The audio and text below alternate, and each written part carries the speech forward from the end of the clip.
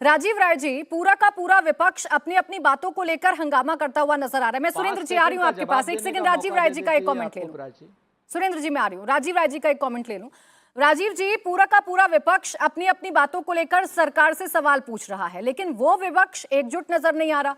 आज कांग्रेस ने अलग से मार्च किया, आम आदमी पार्टी के सांसद अलग से मार्च कर रहे थे, टीएमसी तो वैसे ही अलग नजर आती है। तो आपके अगर मुद्दे एक हैं तो एकजुटता क्यों नहीं नजर आ रही है सरकार का विरोध करने में?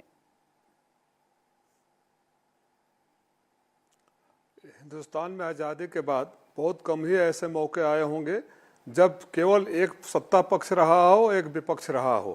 पहली बात, मैं जिस संसद की चलने या न चलने या मुद्दे की मांग करने की बात कर रही हैं, उसमें मैं एक बात के लिए नलिन कोहली जी को, भारतीय जनता पार्टी को बधाई देना चाहूँगा।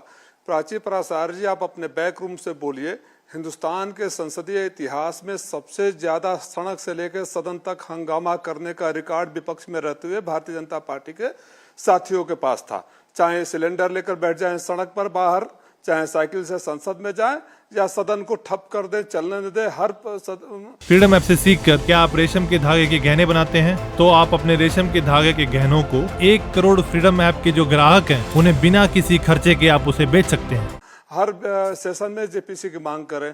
एक रिकॉर्ड आपने ये बना दिया कि सत्ता में रहते हुए भी सदन को नहीं चलने दिया, और ये सिर्फ और सिर्फ इसलिए हो रहा है कि अदानी का मामला आ न जाए। ये अदानी को बचाने के लिए आप सदन को नहीं चलने दे रहे हैं। आपकी भैया कौन सी ऐसी डर है? अदानी हिंदुस्तान तो नहीं है। अगर जेपीसी की मांग हो रही है, आप कल सदन नहीं चलने दिए कि राहुल गांधी माफी मांगे। मैं किसी भी विदेश की धरती पर देश के किसी भी नेता द्वारा देश के हित के खिलाफ के बोले जाने के विरोध में हूं, लेकिन प्राची जी, नलिन कोहली जी और पैनल में बैठे और सारे साथियों से मैं एक अनुरोध करूंगा, दिल पे हाथ रखकर बताइए, 2014 से पहले अपने को भारत में पैदा होने पर शर्मिंदा महसूस करते थे? मेरे जैसा इंसान जिसका स्वतंत्रता सेनानी के परिवार से है, 65-71 की लड़ाई में चल रहे हैं, अगर 100 जन्म लेना पड़े तो हिंदुस्तान की धरती पर जन्म लेंगे।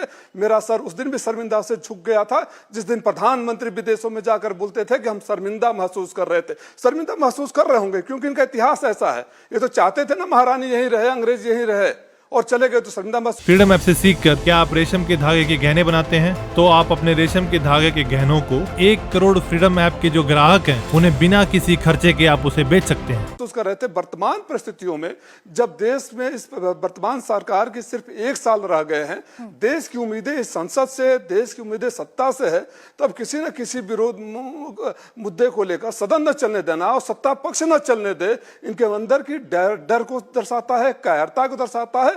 और भैया जेपीसी की मांग में अगर पूरा देश चाहता है, सारा विपक्ष चाहता है, तो आप अदानी इतने महत्वपूर्ण हो गए हैं कि सदन नहीं चलेगी, नहीं चलेगी, सांसद नहीं चलेगा, सवाल नहीं पूछा जाएगा, बहस नहीं होगी, लेकिन अदानी के ऊपर जांच नहीं होगी। और नलिन कोहली जी, आप बोल रहे थे ना, मोदी जी के साथ देश बहुत तेजी से दौड़ रहा है, तो इतिहास बता रहे हैं। सर आप कोई और उदाहरण दे दीजिए जो 5 साल में, 7 सालों में देश की संपत्तियां दौड़ दौड़ कर इतनी मजबूती से बेची जाए, घूम घूम कर बेची जाए, मित्र को दी जाए। कोई इतिहास बता दीजिए, तथ्यों पर बात करते हैं, जुमले नहीं फेंकते हैं। आप एक उदाहरण दे दीजिए कि 7 सालों में इस सरकार ने देश की संपत्तियों को दौड़ दौड़ के इतनी तेजी से बेचा था। आपने कहा कि पहली बार ऐसा हो रहा है कि सरकार के सामने पूरा एक विपक्ष है। मैंने यही आपसे सवाल पूछा था कि अगर एक विपक्ष है तो एक साथ क्यों नहीं आप सड़कों पर उतर रहे हैं? मैं इस सवाल का जवाब आपसे लूं। एक और मेहमान हमारे साथ जुड़ गए हैं। इंडिया टीवी हर वक्त हर जगह डाउनलोड करने के लिए सर्च करें India TV news Google play store या ऐप स्टोर पर।